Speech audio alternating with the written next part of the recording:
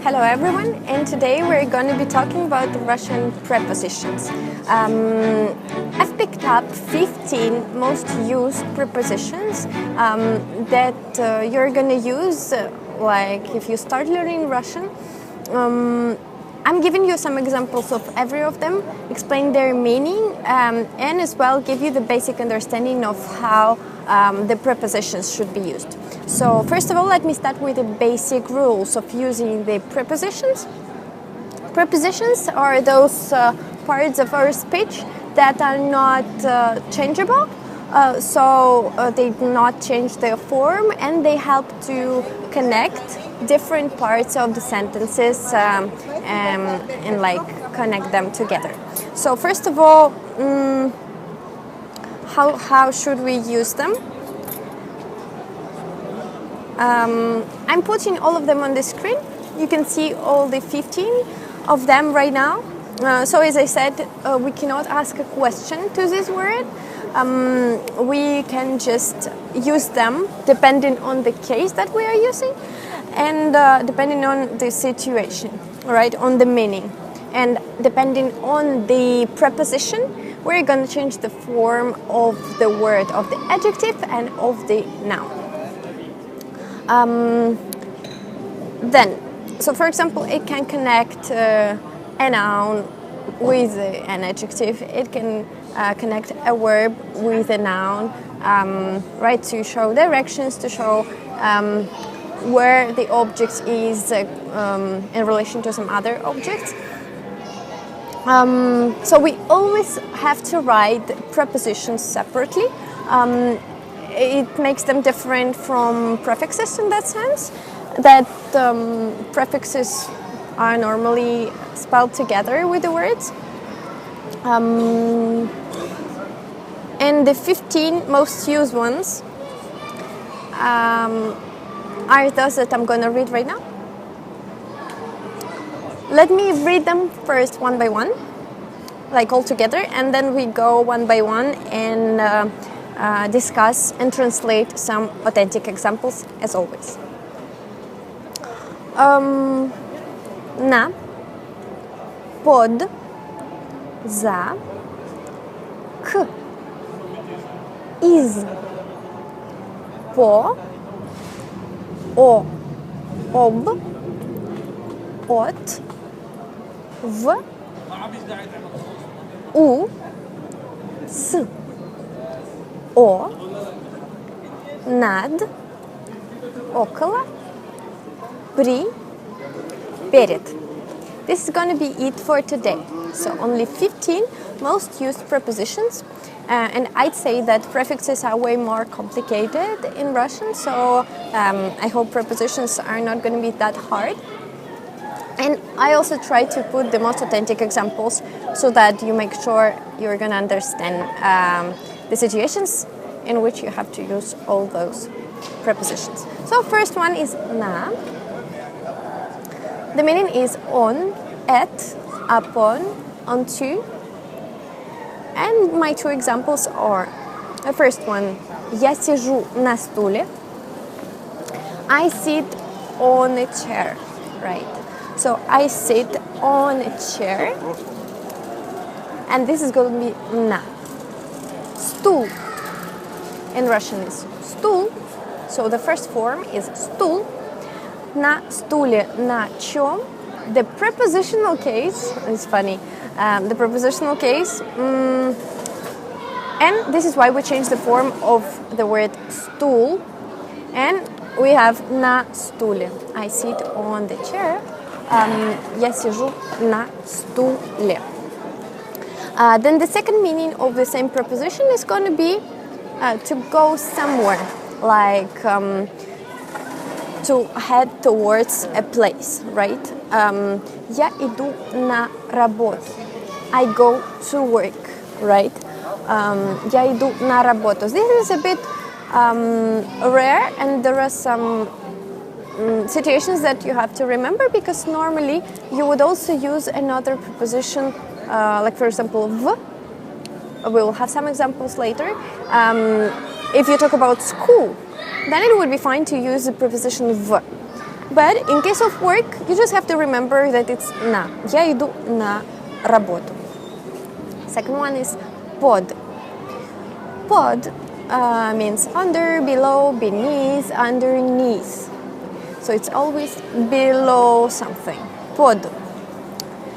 Под столом стоит сумка. Okay, what we got in this example? We got a table, стол. We got a bag, сумка. И сумка лежит под столом. The bag is below or underneath the table. Под столом, под чем? Творительный падеж. Prepositional case. Под столом стоит сумка. Funny that the bag can lay or it can sit or stay, like stay below the table. In that case, we say стоит. Под столом стоит сумка. That preposition is за, behind, beyond, out. My example is за окном солнце. Outside of the window is sunny. So outside, out of the window, we have the sun. It's sunny outside. За окном.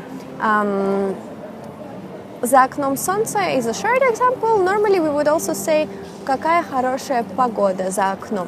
What a nice weather outside. За окном, right? So behind, beyond, out. Next one is к. To, towards, in, onto. Я иду к Маше в гости. I go to Masha's place.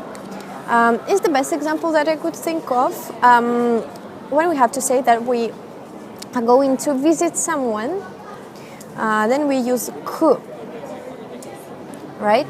So in this case, it's a person. Я иду к Маше, к кому? It's dative case. Я иду к Маше. So perfect example of dative case. As well, к may be used with a building like school, for example. Я иду к школе. So I go towards my school. Я иду к школе.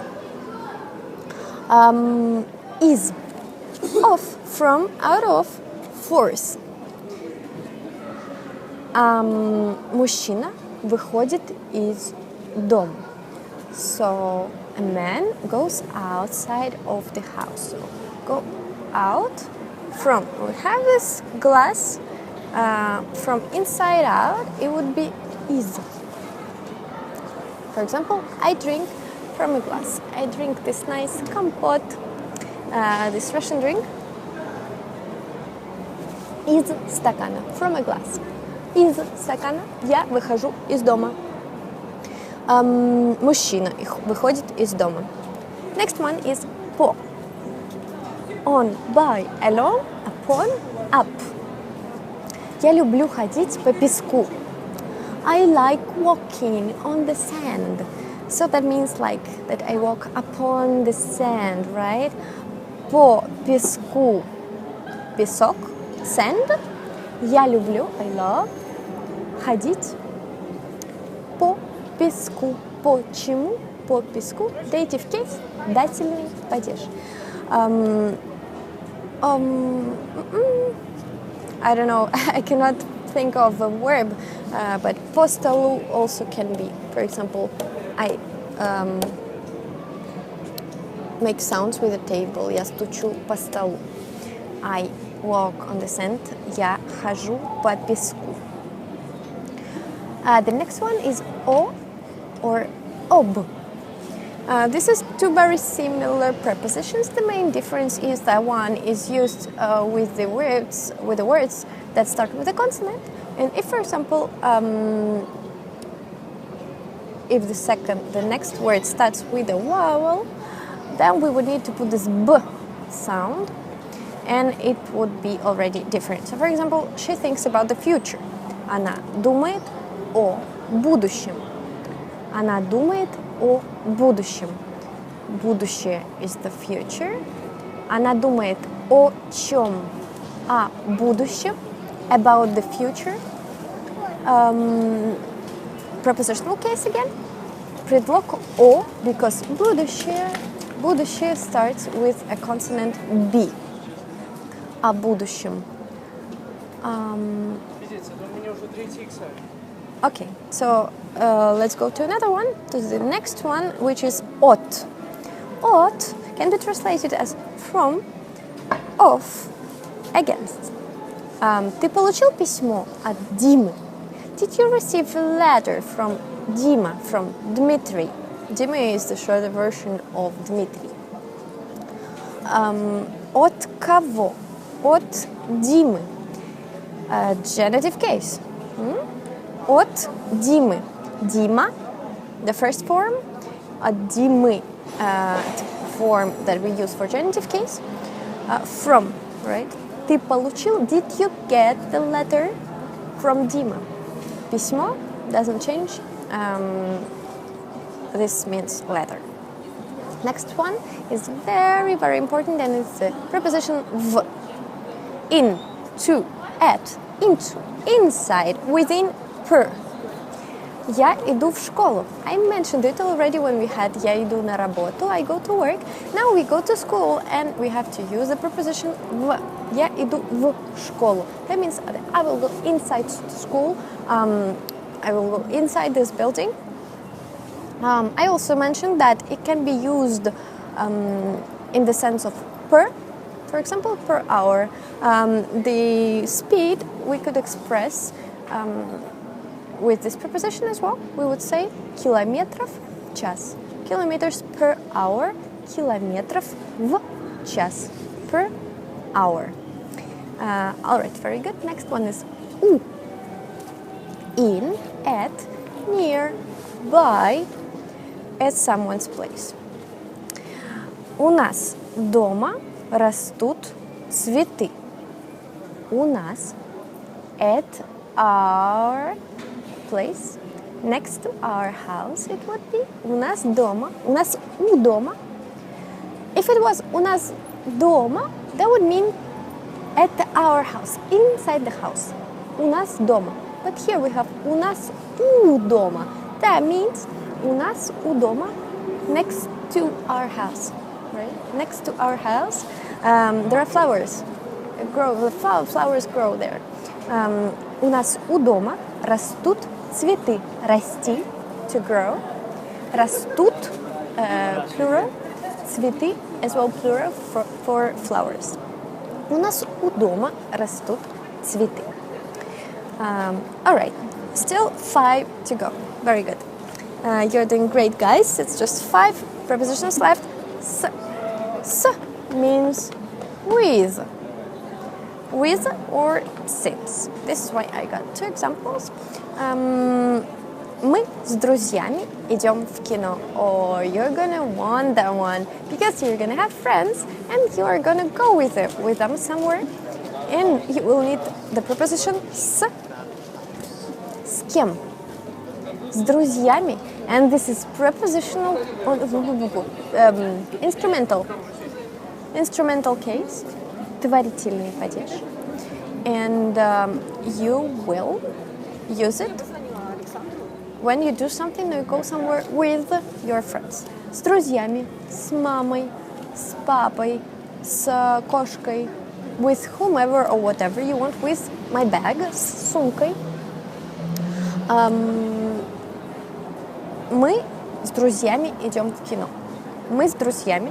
I put your attention here to the form that we're using. If you want to say that you go somewhere with friends, you say we.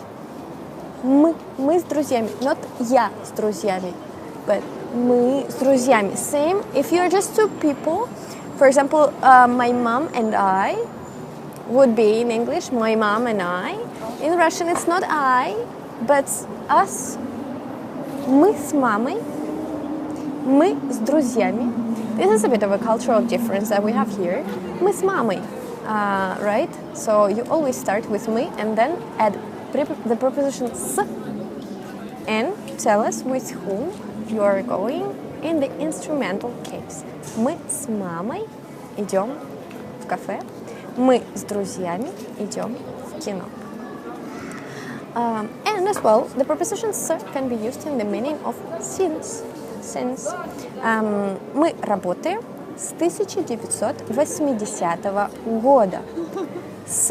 Since the year, we work since the year 1980.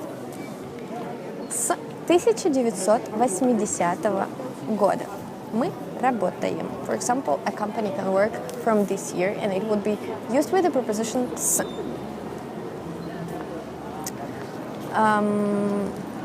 С 5-го года. С какого года? Нет, какого года? It's genitive case here. So, depending on the meaning, we are going to have a different case here. Нет чего? Года. So, in the sense of since, we have a genitive case. In the sense of with whom, we are going to use the instrumental case. Very good. Над. Над. Like as на, but with a D in the end. Над городом. Over, above. Над городом повисли тучи. Above the city, the clouds are hanging, right? So there are clouds up there. Над городом повисли тучи. Над городом. Над чем? Над городом. Again, instrumental case. Над чем над городом? Я не знаю почему. Над городом повисли тучи. Let it be the only example that we're going to have for this preposition. Then we have около. It's a funny preposition because it is used in the meaning of about, around, near, some. Мне нужно еще около 30 минут. Мне нужно еще около 30 минут. Мне нужно, I need, еще, more, около, around 30 minutes. Около 30 минут. Около чего? Около 30 минут. Genitive case. Около 30 минут. The number of minutes is changed according to the case as well. Около 30 минут. The first form is 30 минут. Около 30 минут. So this is like around this number, this amount, and also the second meaning would be около, like physically, around the city, around the cafe, около дома много парков.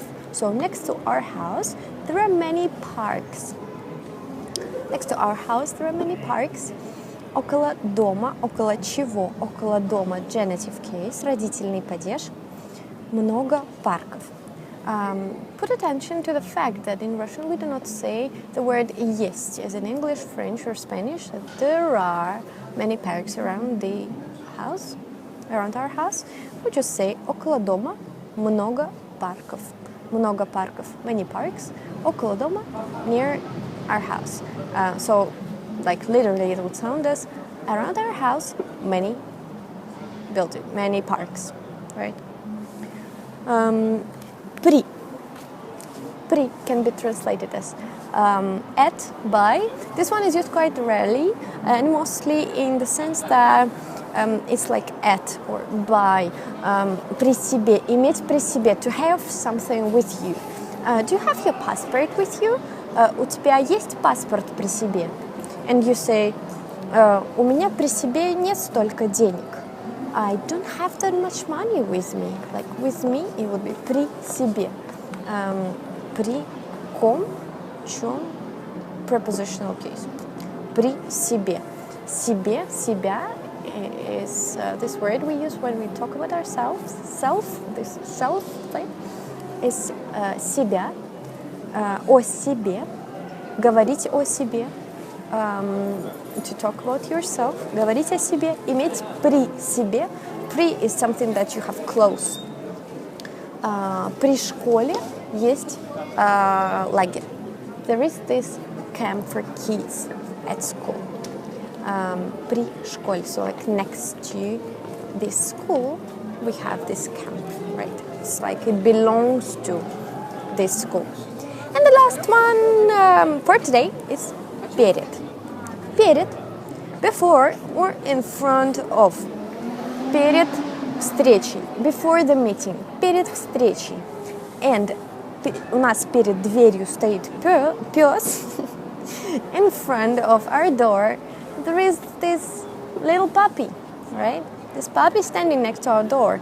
У нас перед дверью. Перед чем? Перед дверью. Again, instrumental case. Again, творительный падеж. У нас перед дверью стоит пес. Пес is a way to say a dog. It's like the same word собака, but for masculine, right? Пес. When we say pes, we are talking about a dog. This is going to be it for today. I'm going to repeat all the prepositions once again, just for you to remember how they sound.